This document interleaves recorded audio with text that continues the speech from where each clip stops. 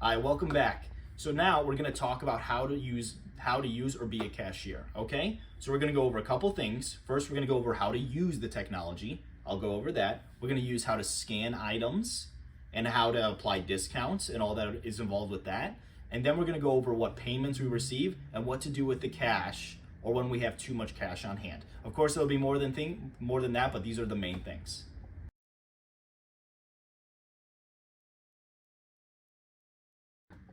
As a cashier, you'll be using three pieces of technology. The first and the most important is your iPad, okay? This will be where the POS system is located. The second is going to be your scanner. This is how you're going to scan all of your items that you will be using. The last is how you'll take credit card payments. This will be used for dipping or swiping cards. And the only other payment you'll be using is cash, and that'll be on the cash register as normal.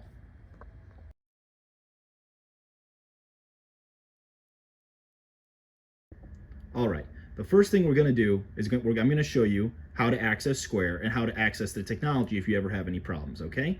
So the first thing we're gonna do is the Square app. The Square app is this one right here. It looks like a square, okay? Let's open it up.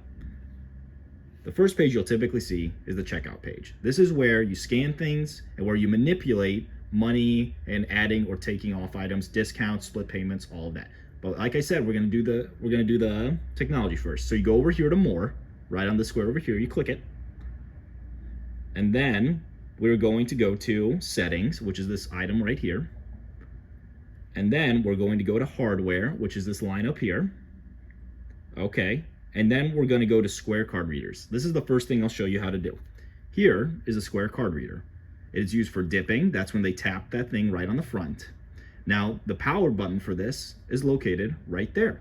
So in order to turn this on, all we do is press it once, and as you see, 4 green circles pop up. But let's say we want to connect it or we're having problems with connecting it.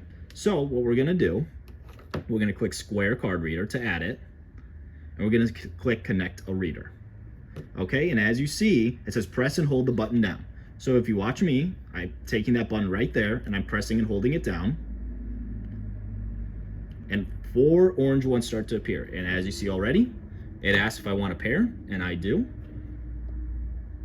And there we are, it's already paired. It also shows you how much battery is right there at 99%. Now the next thing that we're going to show you how to use is your other piece of equipment that I told you about, which is the Bluetooth scanner. Now this one's a little trickier, but again, it's not hard once you know how to do it. In order to turn the Bluetooth scanner on, you press and hold that black button right there. Okay, and now we're going to connect to the Bluetooth scanner. So in order to connect this Bluetooth scanner, we go down to barcode scanners right here. We click that button. We click Connect a Bluetooth scanner. And there, we got to make sure this is on. As you see, it's on. Whenever we want to scan anything, we press this button and we hold it. You can actually see that scanner right there. You see that? So we're going to scan this code. And that's the noise you want to hear. Okay. We've scanned it, so now we press Next. And now it's telling us to go to settings in order to connect it. So we're going to click out of this, and there's settings right there. Click settings. We go to the Bluetooth screen, and if you see other devices listed right here, that's where the scanner should be. We're going to click that. Give it a second to connect. As you can now see, it is connected. So we're going to return back to our square. And now that beep says, it says your barcode scanner is now connected to the point of sale. You click done. And now we both have our Bluetooth and our Square reader connected, and we're ready to go to the checkout.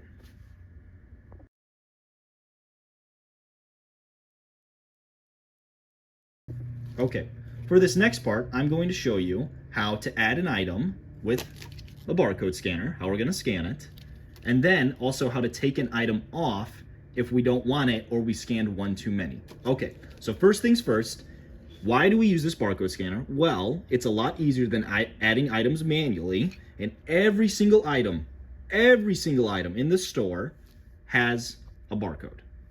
See that barcode right there? That is what we're scanning. So let me show you how to use this to scan this.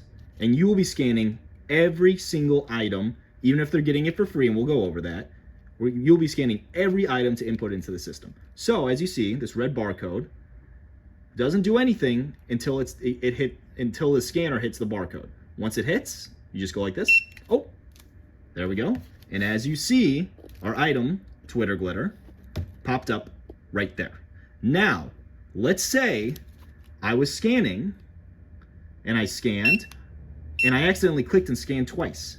Well, we can go over here and we can click or slide to the right. You see me sliding that to the right, and we can actually delete the item. You can either slide it all the way, or you can slide it a little and then click delete. Oh, excuse me. Or you can scan it, click it, and adjust the quantity that you want. So let's say someone has 20 things of Snapdragons. Let me go over here. They have 20 of these. Now you could scan these all individually, and that's totally fine. But if you know that they have 20, you scan one, you click the item, and then you see quantity right there. I can do plus 1, 2, 3, 4, 5. I can also just click it and click 20 and save. And of course, every time we're doing this over every order, we're double checking that the items that we've scanned match how many there are. We neither want to charge people too much, or we don't either want to forget an item either.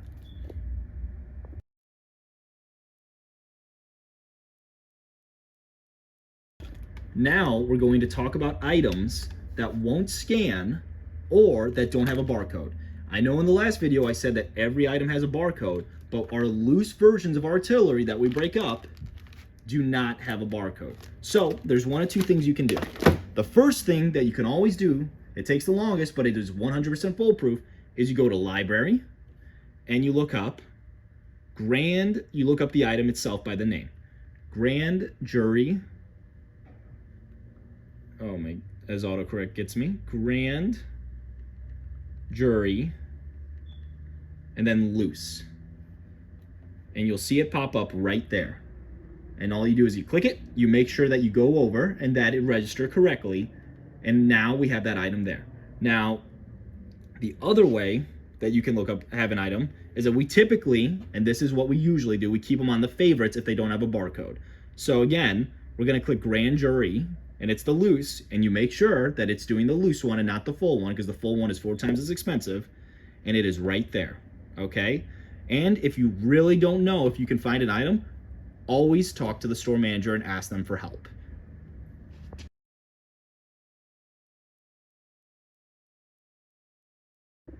Now we've checked someone out, and the last thing they do is they need to pay. So let's talk about payments. We take credit, debit, and cash.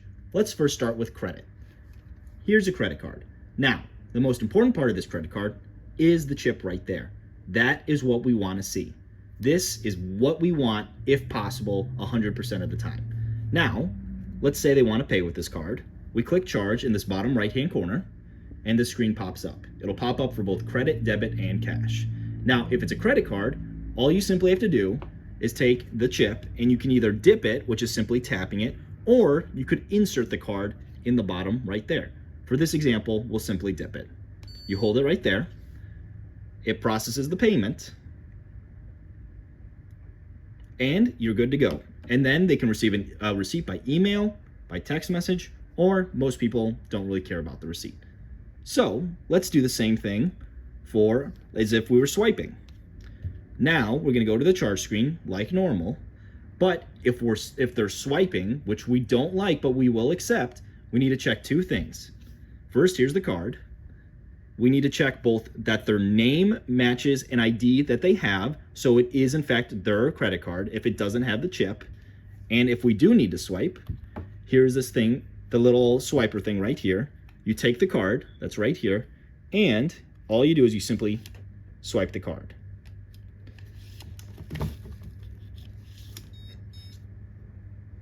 I swipe the card right there.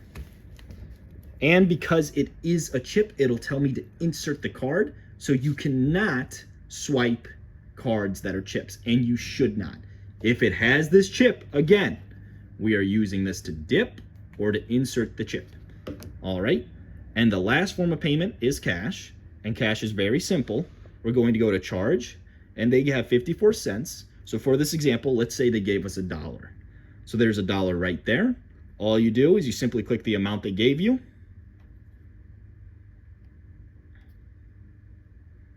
It tells you the amount of change you should give back. And again, you can email, text, or no receipt.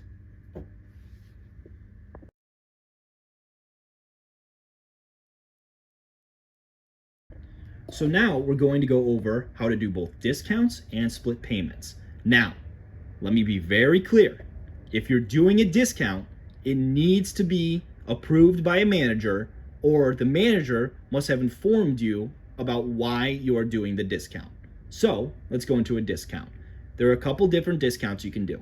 The first one is clicking the item and swiping down like we did before. You can adjust the quantity at the top, remember, but if you go down, you can see discounts labeled right here. Here's the employee discount, free for one item discount, family discount, amongst others. So for this one, we'll give the free for one item discount. As you see, you can click it off. All of the discounts are off, and we're gonna click it on. We click save up in the right-hand corner right there. And now, if we look, we'll see that both the chickens are free with the discount minus 98 cents listed right underneath it. Okay, now let's say we gave a discount that we didn't mean to give, or we applied it and now we need to take it off. All you do, just like with items, is you click the discount. You see how we brought up the discount here, free for one item. There's the minus right there. You do minus, and just like deleting an item, you can delete a discount. And let's just check our work. Yep, there's the 2 chickens and their price, and everything is applied with 0 discounts. So now that we've done discounts, let's talk about how to receive a split payment. A split payment is the same as regular payments, just one extra step. We're going to click charge right here.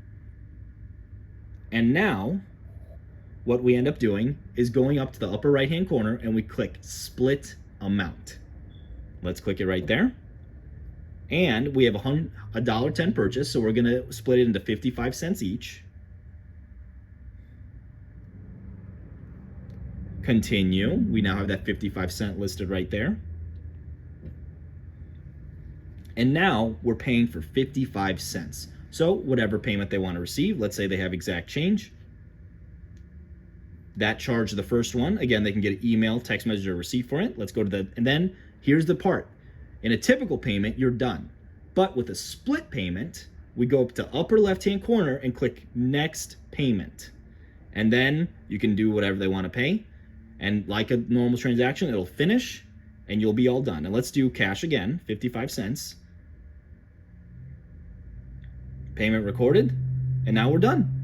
And you can do new sale. And you can split this between 2, 3, 4 people, however many. Again, if you get confused or you don't know exactly how to do it, please contact your store manager.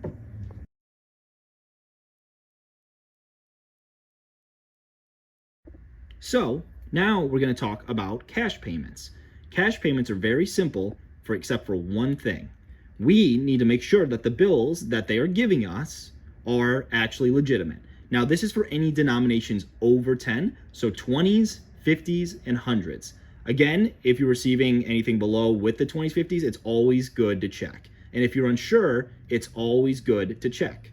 So how do we check the bills? Here is the marker that is provided. This marker determines if the bill is fake or not. Now, how does it determine it? If you touch the bill with the marker, it'll show up as gold. As you can see, that's gold right there. So this is in fact a $10 bill. If the bill is fake, it shows up as black. As you can see how dark that is, this is not a bill. This is actually just a piece of paper. Now, what I typically do when checking bills, I will line them up neatly like this and run a line down all of them. And as you can see, when we ran that line down, they are all gold. Again, if you're ever unsure if a bill is real or not, it is always wise to talk with your store manager to make sure.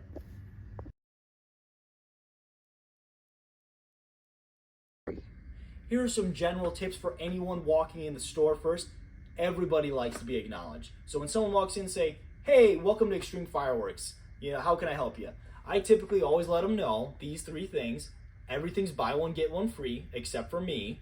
The second thing is I ask them if they'd like a basket or something to help carry their fireworks. And the third thing I ask is if they're looking for anything in particular. Again, we're trying to be friendly and we're trying to give them as much information as possible to help them.